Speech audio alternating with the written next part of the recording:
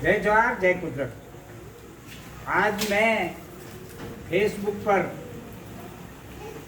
ये देख रहा हूँ कि प्रतापगढ़ के अंदर तीन प्रदेश मोर्चा के छात्र अपनी विभिन्न मांगों के लिए बैठे हुए हैं और पूरे क्षेत्र में भी यही छात्रवृत्ति के लेकर विशेष तौर से मांग की जा रही है। अन्य मुद्दे भी साथ हैं। इस संबंध में छात्रवृत्ति के मुद्दे पर विशेष तौर पर मैं जानकारी देना चाहता हूं कि अनुसूचित जाति जनजाति आयुक्त भारत सरकार के 28वीं रिपोर्ट में राष्ट्रपति के माध्यम से संसद को ये सिफारिश की गई है कि अनुसूचित जाति जनजाति छात्रों को छात्रवृत्ति महीने की पहली तारीख को देय हो।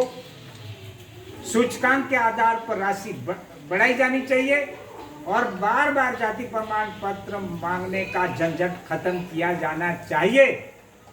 ये अनुसूचित जाति जनजाति आयुक्त भारत सरकार की सिफारिश के बावजूद भी मैं पूछना चाहता हूं केंद्र सरकार और राज्य सरकारों से और आदिवासी एमपी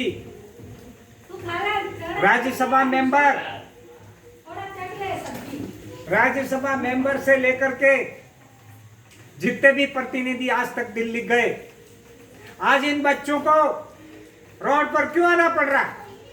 कहां गए थे राज्यसभा मेंबर एमपी एमएलए? आप लोग आज तक आपने क्यों नहीं देखा? आज पर उस रिपोर्ट पर क्यों गौर नहीं किया? क्यों संसद के अंदर सवाल क्यों नहीं खड़े किए?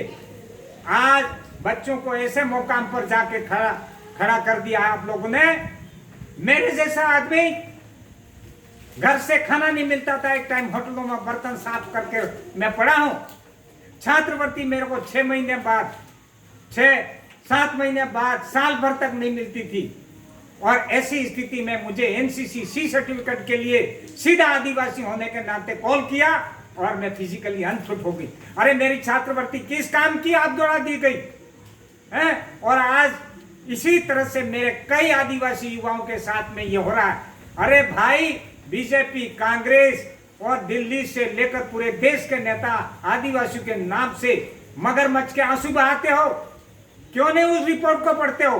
मैं अपील करूंगा, आह्वान करूंगा आज कि भारत के आदिवासियों की तरफ से कि संसद के अंदर संसद राष्ट्रपति के माध्यम से 28वीं रिपोर्ट जनजाति आयुक्त की है छात्रवृत्ति मुद्दे को लेकर, उसका तुरंत अवलोकन करके भारत में अनुसूचित जाति जनजाति छात्रों को छात्रवृत्ति महीने की पहली तारीख को देय होनी चाहिए। ये तुरंत विधेयक ला करके कानून पास करना चाहिए। ये मेरी अपील है। जय जोहार, जय कुदरत, जय फिर प्रदेश, जय आदिवासी।